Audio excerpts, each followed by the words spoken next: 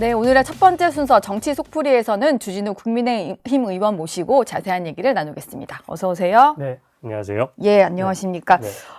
김민석 총리 후보자에 대한 의혹을 지금 국민의힘에서 가장 좀 앞장서서 지적을 하고 계시는 것 같은데 인사청문 특위위원이기도 하시니까요. 네. 근데 어제 김 후보가 답을 피하고 있는 질문이다라고 하면서 내용을 정리를 좀 하셨더라고요. 네. 어떤 얘기인가요? 사실 복잡할 것이 없는데 실질적인 이제 해명을 안 하고 있는 상황이어서 제가 좀 지적을 했는데요. 네. 크게 보면은 의혹은 세 가지입니다. 첫 번째가 이제 아빠 찬스 의혹인데요. 예.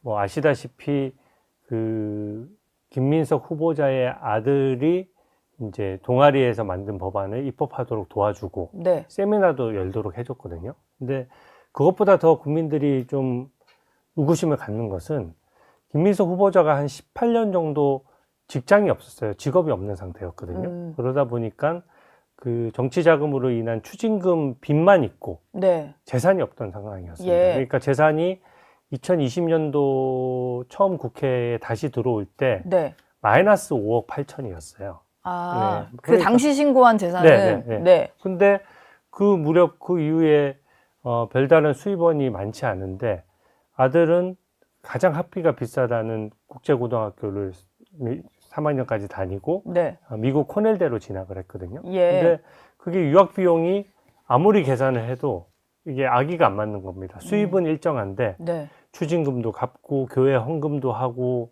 뭐 카드나 현금 영수증을 또 발급해서 쓰기도 하고 그 와중에 또 유학 비용을 내려고 하면 코넬대만 하더라도 1년에 생활비랑 학비가 최소한 1억 원 이상 들거든요. 네. 미국 사립대니까 뭐 당연히 돈이 많이 들겠죠. 예. 그래서 이 부분과 관련해서는 그냥 스리슬쩍 한마디만 하고 넘어간 상태예요. 네. 그냥 전처가 지원해줬다라는 얘기를 했는데 예.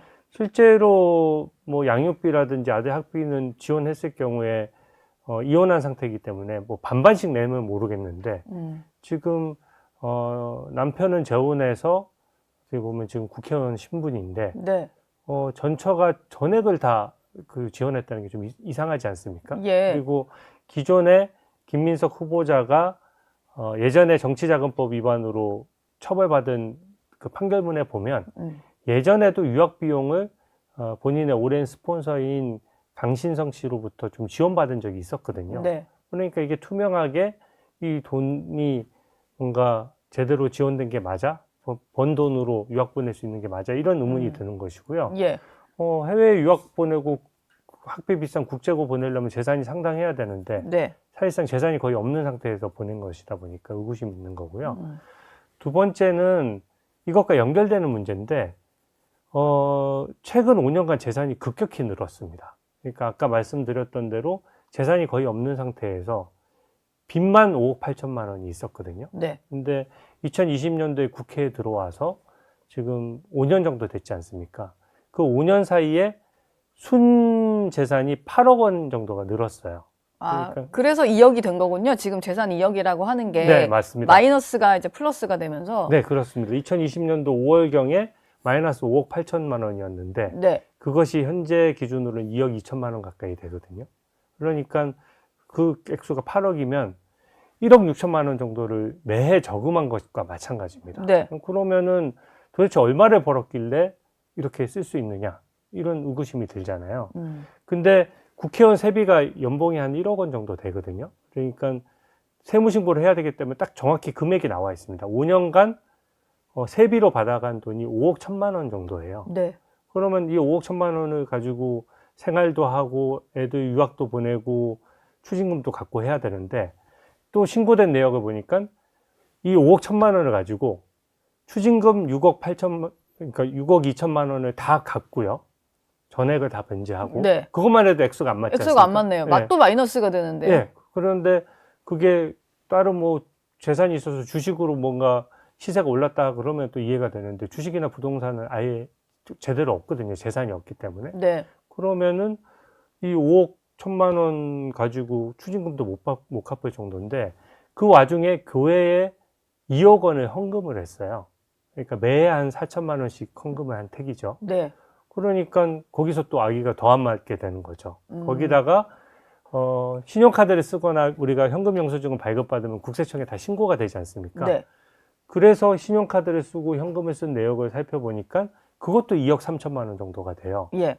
그러면 대충 계산하더라도 아들 유학비를 빼고라도 5억 원 정도가 돈이 비는 겁니다. 번 돈은 5억 1천만 원인데 그걸로 추징금 6억 2천만 원 다 갚고 네. 그 다음에 교회 헌금 2억 원 하고 현금이랑 신용카드 2억 3천 하고 쓴 거는 10억 원이 훌쩍 넘어가는 거잖아요. 그러니까 나머지 수익이 어떻게 됐냐 이렇게 물어본 거죠. 네. 근데 뭐라고 답변했냐면 기타 소득이 있었다 이렇게 얘기를 해요. 기타 소득원은 뭔가요? 또 설명했던 것 같은데. 네, 거기에 대해서 조의금하고 강연료를 얘기했습니다. 네. 근데 현직 국회의원이 겸직 금지 의무가 있는데 일단 첫 번째는 강연료를 1년에 1억씩 받는다는 게 말이 안 되잖아요. 네. 그러니까 그리고 강연료를 받았다면 그때그때 재산 등록에 신고를 했어야 되는데 세무 신고된 거나 재산에 등록된 게 없는 겁니다. 그러니까 어디서 누구한테 강연을 하고 거액을 받은 거야? 네. 아니면은 몇 년도에 받은 강연료야? 이런 질문을 하고 있는데 거기에 대해서 지금 말을 못 하고 있는 상황이고요. 강연료에 대해서 네. 추가 설명을 못 하고. 네. 그리고 조의금도 마찬가지입니다. 네. 조의금을 얘기를 해서 뭐 예를 들어서 조사가 있을 때 조의금을 또 받는 경우가 있죠. 네. 하지만 재산 등록할 때는 공직자는 조의금을 받더라도 그때그때 재산 등록을 올려줘야 되거든요. 네. 그게 설사 현금이더라도 마찬가지입니다. 근데 재산 등록에 반영된 거는 전혀 없는데 또 이분이 상 당한 게 우리가 부고가 뜨지 않습니까? 보통 의원이면 다 부고가 예. 뜨기 마련이지요. 네. 근데 보면은 2020년도에 빙부상을 한번 당한 거 외에는 사실 다른 별다른 경조사가 없었어요. 네. 알려진 것은. 네. 그러면 도대체 조의금이 어디서 나와서 재산 등록도 안 한 상태인데 이걸 가지고 생활도 하고 교회 헌금도 하고 할 수가 있느냐. 그러니까 기본적으로 돈이 수익과 지출 차이가 너무 많이 나는 거죠. 네. 번 거는 5억을 벌었는데 쓴 것은 10억을 쓰다 보니까 나머지 5억은 도대체 어디서 번 거야? 그 설명이 안 좀- 되는군요. 네. 어디서 들어온 돈인지에 대해서. 네. 또 어쨌든 이제 아들의 학비 문제는 전처가 지급을 하고 있다라고 하는데 보통 청문회 과정에 보면 자녀에게 들어간 돈에 대한 어떤 소명도 늘 하던데 네. 이게 보통 이제 외화로 송금을 해야 되니까 네. 한국은행을 거치게 되잖아요. 네, 맞습니다. 그러면 자료 확보하시기가 좀 쉬운 겁니까? 어떻습니까? 이게 기본적으로 당사자들이 동의를 해야 되는 건데요. 네. 아직까지는 동의가 안 돼 있는 상태고 저는 이 부분은 당연히 개인정보에 동의해서 국회 인사청문자료를 제출할 수밖에 없다라고 생각합니다. 기존의 전례도 다 그래 왔고요. 네. 이게 지금 아까 아들 유학 비용과 국제고등학교에 드는 비용도 이게 연간 몇 천만 원의 학비가 드는 고등학교거든요. 국제고등학교가. 그런 학교로 알려져 네, 있죠. 그런 학교, 제일 비싼 학비의 학교로 알려져 있어요. 네. 그러면 대학 그 코넬대에 다니는 그 유학비랑 생활비를 합쳐서도 여기서도 한 2, 3억을 쓴 거거든요. 그러면은 이 돈이 어디서 나왔느냐를 보려 그러면 네.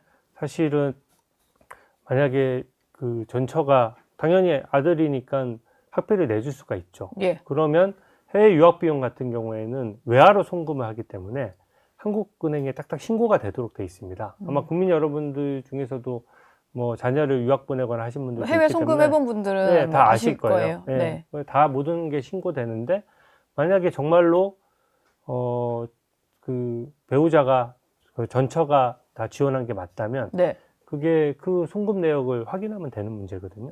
그러면은 그것만 확인된다 그러면 투명하게 지게 되겠지만 네.